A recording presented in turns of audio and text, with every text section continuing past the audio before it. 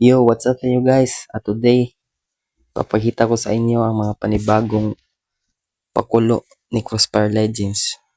Crossfire Legends version 3. So today guys, ipapakita ko sa inyo ang mga new updates, events, following, prizes, VVIP weapons, and many more guys.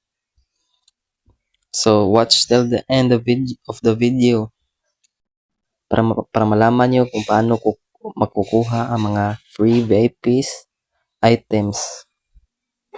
Panoorin nyo lang guys kasi kaka-update ko lang sa CFL sa Play Store. Ito ang mga panibagong labas nila guys.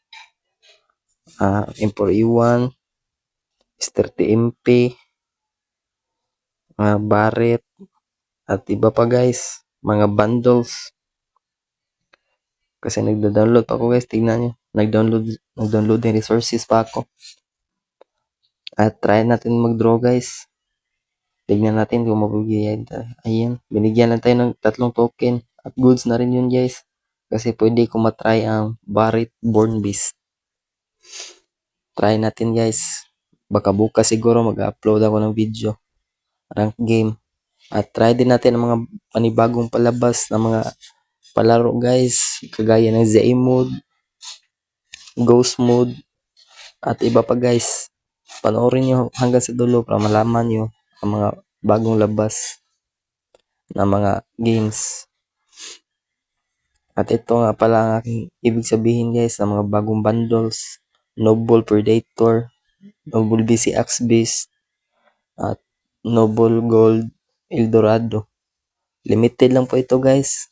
Kaya kung may pang draw kayo dyan, huwag nyo nang palampasin ang pagkakataon.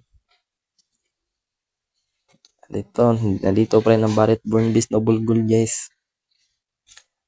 Ito nga pala ang ibig sabihin ko guys ng mga panibagong palaro ni Crossfire Legends guys.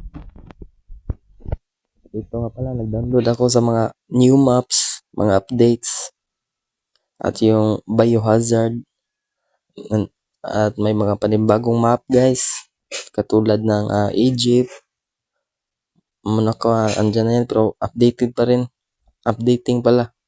Kaya in-update ko na lahat guys, para bukas makapag-upload ako ng mga panibagong videos. Salamat sa panonood, ang mag-follow pogi.